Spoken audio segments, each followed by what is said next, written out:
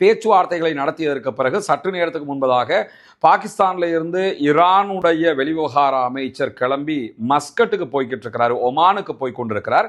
Iran தன்னுடைய நாட்டுக்குள்ள தொடர்ந்து மொசாதுடைய உளவாளிகளை கைது செய்து வருகிறது. அமெரிக்காவுக்கு ஆதரவாக உளவு வேலைகளில் ஈடுபடக்கூடியவர்களை, குறிப்பாக துபாய் உள்ளிட்ட UAEக்கு இந்த ஹொர்முஸ் மூடப்பட்டிருக்கக்கூடிய காரணமாக 20 தொடக்கம் 30% வரைக்கும் பொருளாதார இழப்பு தொடர்ந்து ஏற்பட்டு வருகிறது. அதாவது அணு ஆயுதத்தை அந்த 5 ஆண்டுகள் தயாரிச்சிருவாங்க. எனவே இனிமேல் ஈரானை அணு ஆயுதம் தயாரிப்பதை விட்டும் யாரும் தடுக்க முடியாது, தவிர்க்க முடியாத ஒரு நிலை உருவாகி இருக்கிறது என்கிற சூழல் தற்போது பரபரப்பாக மாறிக்கொண்டிருக்கக்கூடிய நிலையில தான். Subscribe now and press the bell icon.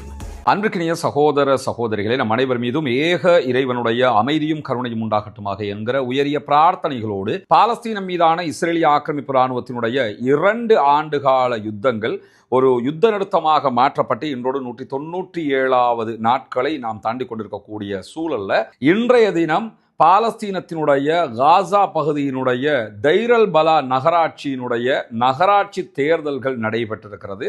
கிட்டத்தட்ட 70,000 பேர் வாக்களிப்பதற்கு தகுதி பெற்றிருந்தாலும் 50,000க்கு உட்பட்டவர்கள் தான் வாக்களிப்பிலே பங்கு பெற்றிருக்கிறார்கள் என்கிற செய்திகள் வெளியாகி இருக்கிறது.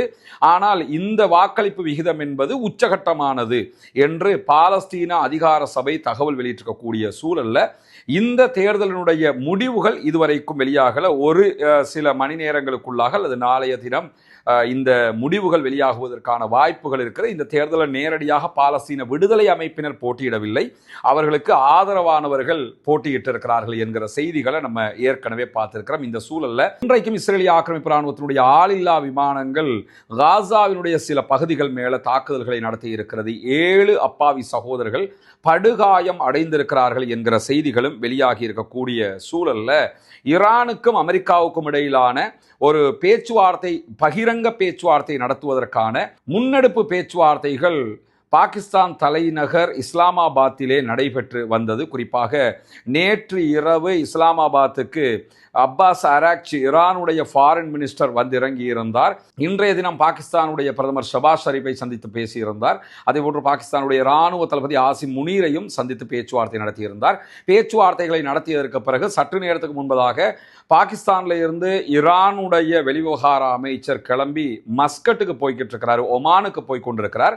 ஓமான்ல இருந்து பேச்சுவார்த்தைகளை முடித்ததற்கு பிறகு அவர் ரஷ்யாவுக்கு போவார் என்கிற செய்திகள் வெளியாகி இருக்கிறது. இப்படியான சூழல்ல இன்றைய தினம் ஈரான் தன்னுடைய நாட்டுக்குள்ள தொடர்ந்து மொசாதுடைய உளவாளிகளை கைது செய்து வருகிறது. அமெரிக்காவுக்கு ஆதரவாக உளவு வேலைகளில் ஈடுபடக்கூடியவர்களை கைது செய்து வருகிறார்கள். அந்த அடிப்படையில் மூத்த மொசாத் உளவாளி ஒருவனையும், அதே போன்று ஈரானுக்கு எதிராக இஸ்ரேலுக்கு ஆதரவாக உளவு வேலைகளில் ஈடுபட்டதாக கூறி 15 மிக முக்கியமான ஆதரவாளர்கள் உளவாளிகளையும் இவனோடு சேர்த்து தட்டி தூக்கி இருக்கிறது ஈரான் என்கிற செய்திகள் வெளியாகி இருக்கிறது.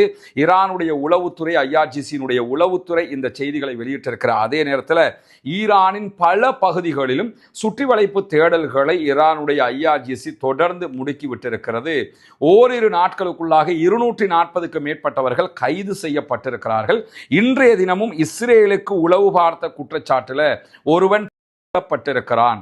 ஈரானை பொறுத்தவரையில நாட்டுக்கு தேச துரோக வேலையில யாராவது ஈடுபட்டாங்கன்னா அவங்களை உடனடியாக தூக்கிலே தொங்க விடுகிற வேலையை ஈரான் செய்து கொண்டிருக்கிறது. மேபி இந்த 15 பேரும் ஓரிரு நாட்களுக்குள்ளாக தூக்கு தண்டனையை அனுபவிக்க வேண்டி வரும். ஈரான் அதற்கான சட்ட ஏற்பாடுகளை செய்கிறோம் என்கிற செய்திகளை வெளியிட்டிருக்கிறார்கள். இப்படியான சூழல்ல ஈரானுக்கும் அமெரிக்க இஸ்ரேலுக்கும் இடையில் ஏற்பட்ட இந்த மாபெரும் மோதல், ஈரானை இலக்கு வைத்து அமெரிக்காவும் இஸ்ரேலும் நடத்திய இந்த யுத்தத்தில் ஈரான் பதிலடி தாக்குதல்களாக அமெரிக்கா இஸ்ரேலிய தளங்கள் மீது தாக்குதல்களை நடத்தியிருந்தார்கள். குறிப்பாக இஸ்ரேல் மேல அகோரமான தாக்குதல்களை நடத்திய ஈரான், அதே நேரம் அமெரிக்காவினுடைய தளங்களாக இருக்கக்கூடிய மத்திய கிழக்கில் இருக்கிற துபாய், கத்தர், பஹ்ரைன், குவைத், சவுதி அரேபியா உள்ளிட்ட நாடுகளுடைய தளங்கள் மேல தாக்குதல்களை நடத்தியிருந்தார்கள்.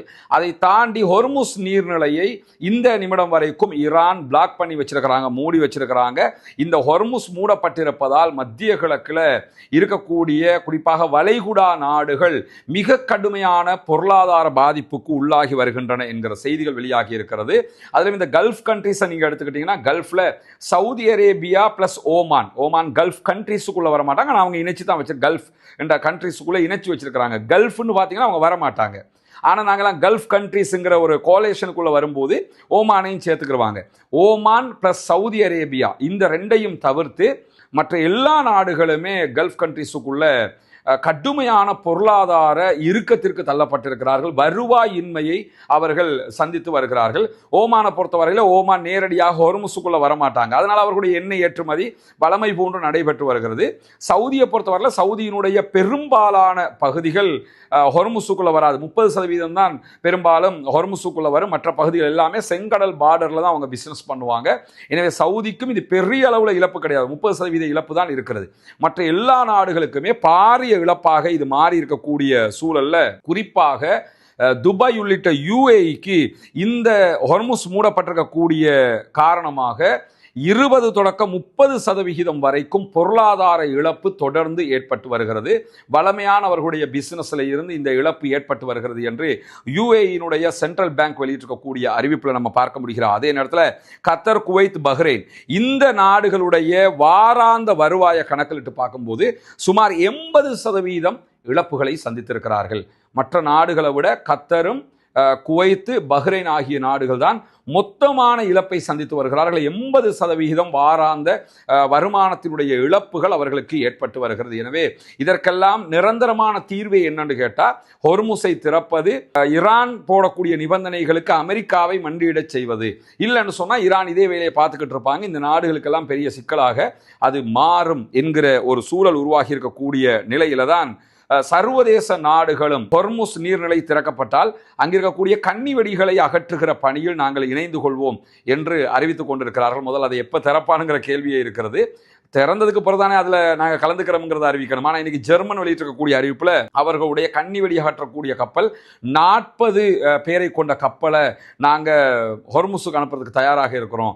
ஓப்பன் பண்ணிட்டீங்கன்னா நாங்களும் சேர்ந்து உங்களோட அந்த கன்னி வெடிகளை அகற்றுகிற பணியில் ஈடுபட்டுக் கொள்வோம் என்கிற செய்திகளை அவங்க வெளியிட்டிருக்கிறார். அதே நேரம் டர்க்கியும் இன்னைக்கு நாங்களும் கன்னி வெடிகளை அகற்றுவதற்கு வருவதற்கு தயாராக இருக்கிறோம் என்று சொல்றாங்க. ரெண்டுக்கும் பொதுவாக ஈரான் என்ன சொல்லியிருக்கிறாங்கன்னா, ஹொர்முஸை திறக்கணும்னு ஆயிடுச்சுன்னா நீங்கள் யாருமே வர தேவையில்லை, நாங்கள் வச்சதை நாங்களே எடுத்து விட்டுருவோம், எங்களுக்கு தெரியும் எங்க வச்சிருக்கிறோம்னு, அதை எப்படி எடுக்கணும்ங்கிறது எங்களுக்கு தெரியும், வெச்சவங்களுக்கு எடுக்க தெரியாதா, எனவே அதை நாங்களே பார்த்துக்கிறோம், நாங்க வரப்போறோம் நீங்க சொல்றதுக்கு நன்றின்னு இருக்கிறாங்க. நீங்க வரப்போறோம்னு சொல்றீங்கல்ல, அதுக்கு நன்றி, ஆனா திறக்கிற வழியை பாருங்க, அமெரிக்காக்காரன் நாங்க சொல்றதை கேட்க சொல்லுங்க, நாங்களே அதை எடுத்து விட்டுருவோம் என்று சொல்லி இன்றைக்கு பதிலடியை ஈரான் கொடுத்திருக்கக்கூடிய சூழலை நம்ம பார்க்க முடிகிற அதே நேரத்தில் இன்றைக்கு வெளியாக இருக்கக்கூடிய மேலதிகமான செய்திகளில் பாகிஸ்தானுடைய அதிகாரிகளை சந்தித்து ஈரானுடைய ஃபாரின் மினிஸ்டர் உள்ளிட்ட அதிகாரிகள் பேச்சுவார்த்தைகளை நடத்தி கொண்டிருக்கிறார்கள்.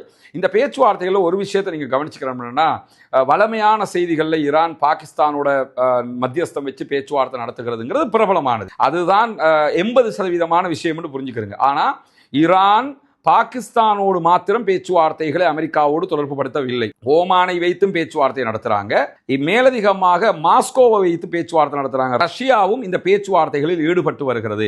ஏன்னா ஈரானை பொறுத்தவரையில் ஈரான் காலாகாலமாக கடைபிடிக்கிற ஒரு வழிமுறை இருக்கிறது. ஈரானும் அமெரிக்காவும் நடத்துகிற பேச்சுவார்த்தைகளில் 180% செய்திகளை வெளியே சொல்ல மாட்டாங்க. என்ன பேசியிருக்கிறோம், என்ன எக்ரிமெண்ட்டுக்கு போகிறோம், என்ன மாதிரி செய்ய போகிறோம்ங்கிறத சொல்ல மாட்டாங்க என்று சொல்கிறது அல் ஜசீரா இன்றைக்கு தன்னுடைய செய்தி தொகுப்பில்.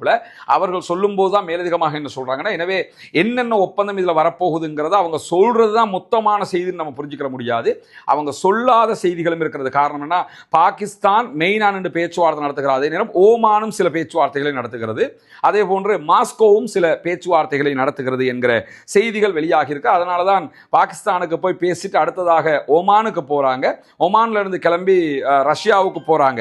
அதனால தான் பாகிஸ்தான்ல பேச்சுவார்த்தையை முடிச்சுட்டு ஒமானுக்கு போறாங்க, ஒமான்ல பேச்சுவார்த்தையை முடிச்சுட்டு ரஷ்யாவுக்கு போறாங்க என்கிற செய்திகள் எல்லாம் வெளியாகி கொண்டிருக்கிறது. இப்படியான ஒரு பரபரப்பான சூழல் எப்பொழுதுமே மத்திய கிழக்கில் நிகழ்கிற நேரத்தில் இந்த பேச்சுவார்த்தைகளுக்கு ஏன் முடிவு எட்டப்படாமல் இருக்கிறது என்கிற ஒரு பாரிய ரகசியம் தற்போது கசிந்து கொண்டிருக்கிறது. என்னன்னா நமக்கெல்லாம் தெரியும், ஈரானிடத்தில் 460 கிலோகிராம் செறிவூட்டப்பட்ட யுரேனியம் இருக்கிறது. இதை வைத்து 9 தொடக்கம் 10 அணு ஆயுதங்களை ஈரானால் தயாரிக்க முடியும். எனவேதான் அந்த செறிவூட்டப்பட்ட யுரேனியத்தை எங்க கிட்ட தந்துருங்க, நீங்க அதை வச்சுக்கிற கூடாதுன்னு அமெரிக்கா கேட்டுக்கிட்டே இருந்தா. இதை கேட்டுக்கிட்டு தான் 2025 ஜூன் மாதம் அவ்வளவு பெரிய அட்டாக் பண்ணினாங்க. அட்டாக் பண்ணி செறிவூட்டப்பட்ட யுரேனியத்தை நாங்கள் அழிச்சிட்டோம் அப்படின்னு சொன்னாங்க. ஆனா இந்த யுத்தத்தை ஆரம்பிக்கும் போது அது அழிக்கப்பட்டதை சொல்லிக்கிட்டு இருந்தவங்க அதை அழிக்கிறதுக்கு தான் திரும்ப யுத்தம் பண்றோம்னு சொன்னாங்க. ஆனா இந்த யுத்தத்திலையும் அவர்களால் அதை அழிக்க முடியவில்லை என்பது நிரூபணமாகி இருக்கிறது. அதனாலதான் பேச்சுவார்த்தையிலேயாவது அந்த யுரேனியத்தை எங்க கிட்ட தந்துருங்க, இல்லாட்டி ஒரு தேர்ட் பார்ட்டிக்கு அதை கொடுத்துருங்க, நீங்க வச்சுக்கிற வேணாம், நீங்க யுரேனியத்தை செறிவூட்டக்கூடாது, நீங்க அணு ஆயுதம் தயாரிச்சிடக்கூடாது என்கிற விதமாக தொடர்ந்து அழுத்தங்களை கொடுத்து கொண்டிருக்கிறது ஈரானுக்கு அமெரிக்கா. ஆனா இன்றைக்கு வெளியாகி இருக்கக்கூடிய செய்திகள் பிரகாரம் ஈரான் ஏன் விடாப்பிடியாக இருக்கிறார்கள் என்பதை பொறுத்தவரையில ஈரான் தன்னுடைய அணுசக்தி திட்டத்தில் ஒரு முக்கியமான மைட்கல்லை அடைந்து விட்டார்கள் என்கிற செய்திகள் வெளியாகி இருக்கிறது. குறிப்பாக ஒரு மறைமுக அணு ஆயுத நாடாக மாறிவிட்டதாக சமீபத்திய ஆய்வுகள் காட்டுகிறது என்கிற செய்திகளை இன்றைக்கு அல் ஜசீராவாக இருக்கலாம், மிடில் ஈஸ்ட் ஐயாக இருக்கலாம், மிடில் ஈஸ்ட் மானிட்டராக இருக்கலாம், இப்படி பல ஊடகங்களும் இந்த செய்திகளை தொட்டு காட்டியிருப்பதை நம்ம பார்க்க முடியும். ஈரான் இடத்துல 60% செறிவூட்டப்பட்ட 460 கிலோகிராம் யுரேனியம் கையிருப்பில் இருக்கிறது.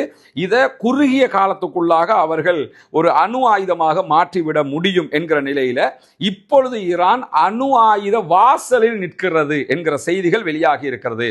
அதாவது அணு ஆயுதத்தை இந்த ஆண்டுகள் தயாரிச்சிருவாங்க. எனவே இனிமேல் ஈரானை அணு ஆயுதம் தயாரிப்பதை விட்டும் யாரும் தடுக்க முடியாது, தவிர்க்க முடியாத ஒரு நிலை உருவாகி இருக்கிறது என்கிற சூழல் தற்போது பரபரப்பாக மாறிக்கொண்டிருக்கக்கூடிய நிலையில தான் ஈரானுடைய இந்த தொழில்நுட்ப வளர்ச்சிங்கிறது அந்த நாட்டை இனிமேல் ஒரு சாதாரண ராணுவ சக்தியாக அமெரிக்காவால் பார்க்க முடியாது.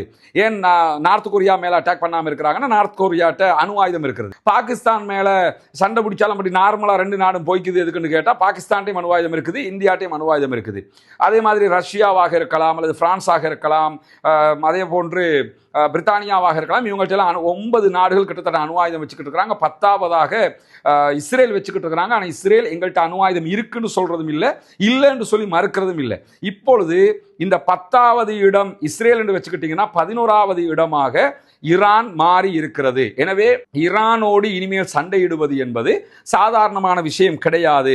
இந்த மாதிரியான ஒரு நிலை உருவாகி இருக்கிறதுனால இப்ப அமெரிக்கா தன்னுடைய கொள்கைகளையே மாற்றிக்கொள்ள வேண்டிய நிர்பந்தம் உருவாகி இருக்கிறது. இந்த பேச்சுவார்த்தை இழுபறிக்கு மிக முக்கியமான காரணம் என்று சொல்றாங்க. அமெரிக்காவினுடைய அரசு ஈரான் பற்றிய தன்னுடைய கொள்கையை முழுமையாக மாற்றி அமைக்க வேண்டிய நிர்பந்தத்துக்கு தள்ளப்பட்டிருக்கிறது.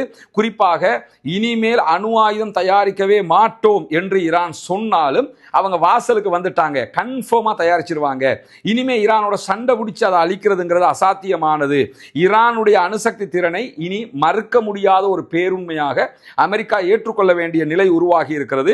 அதனால இப்ப நடக்கிற பேச்சுவார்த்தைகளை தற்காப்பு, அதே போன்று பேச்சுவார்த்தை முறைகள் மூலமாக ஒரு மிடில் நிலைக்கு ஈரானை கொண்டு வர்றதுக்கு தான் அமெரிக்கா தடுமாறி கொண்டிருக்கிறாங்க.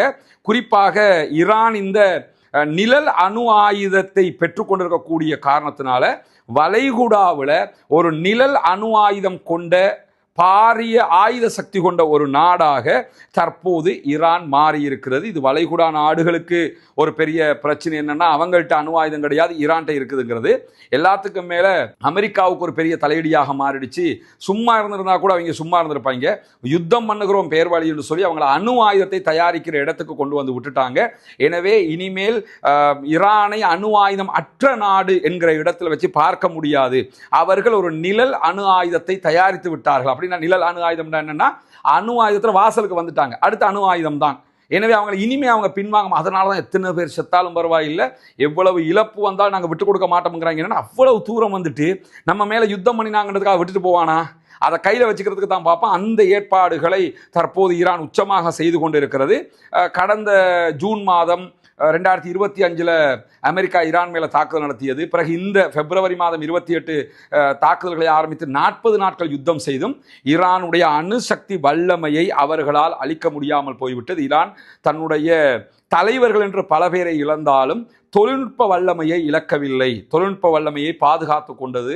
அதே போன்று அணு ஆயுத வல்லமை கொண்ட நாடாக மாறுவதற்குரிய வாசலுக்கு வந்துவிட்டது.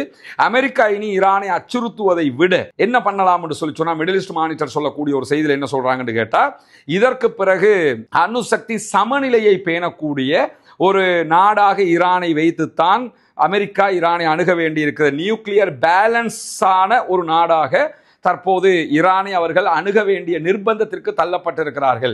இனிமேல் அவர்களால் ஒன்றும் செய்ய முடியாத இக்கட்டு உருவாகி இருக்கிறது என்கிற செய்திகள் வெளியாகி இருக்கு. அதனால தான் இந்த பேச்சுவார்த்தை முழுவதுமாக ஒரு பாரிய இழுபறியாக மாறி இருக்கிறது. இல்லைன்னு சொன்னால் என்னைக்கோ இது முடிஞ்சிருக்க வேண்டியது என்றுதான் ஆய்வாளர்கள் சொல்லுகிறார்கள். எனவே எதை தடுக்கணும்னு யுத்தம் பண்ணாங்களோ அதை உண்டாக்கி விட்ட ஒரு வேலையை ட்ரம்ப் பண்ணி இருக்கிறாரு. ட்ரம்ப் இந்த யுத்தத்தை ஆரம்பித்து செஞ்சதெல்லாமே தேவையில்லாத ஆணிகளை பிடிங்கினது தான். சும்மா இருந்த அரபு நாடுகளுக்கு அடி வாங்கி கொடுத்தது, சும்மா இருந்த ஈரானை உசுப்பேத்தி விட்டது, ஹொர்முஸை மூட வச்சது, அவங்களோட பலத்தை உலகத்துக்கு காட்டினது.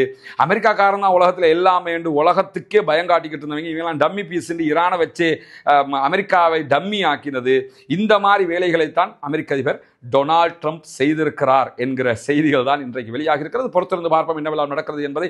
இந்த நியூக்ளியர் தொடர்பான மேலதிகமான செய்திகளையும் அடுத்தடுத்து வரக்கூடிய செய்திகளோடு உங்களுக்கு இணைத்து தருவதற்கு தயாராக இருக்கிறோம். ஆக்கிரமிப்புகள் ஓய வேண்டும், ஆக்கிரமிப்பாளர்கள் ஓய வேண்டும், ஆக்கிரமிப்புகள் ஓய்ந்து ஆக்கிரமிப்பாளர்களும் ஓய்ந்து உலகம் முழுவதும் அமைதி திரும்ப வேண்டும் என்கிற பிரார்த்தனைகளோடு காசா அப்பாவிகள் மீதான தாக்குதல் நிறுத்தப்பட வேண்டும், லெபனான் அப்பாவிகள் மீதான தாக்குதல்கள் நிறுத்தப்பட வேண்டும், ஈரான் அப்பாவிகள் மீதான தாக்குதல்களும் ஆக்கிரமிப்புகளும் நிறுத்தப்பட வேண்டும் என்கிற உயரிய பிரார்த்தனைகளோடு ஆக்கிரமிப்பாளர்களுக்கு எதிராக தொடர்ந்தும் ஜனநாயக ரீதியாக குரல் எழுப்புவோமாக வாகிறது. அல்ஹம்துலில்லாஹி ரப்பில் ஆலமீன்.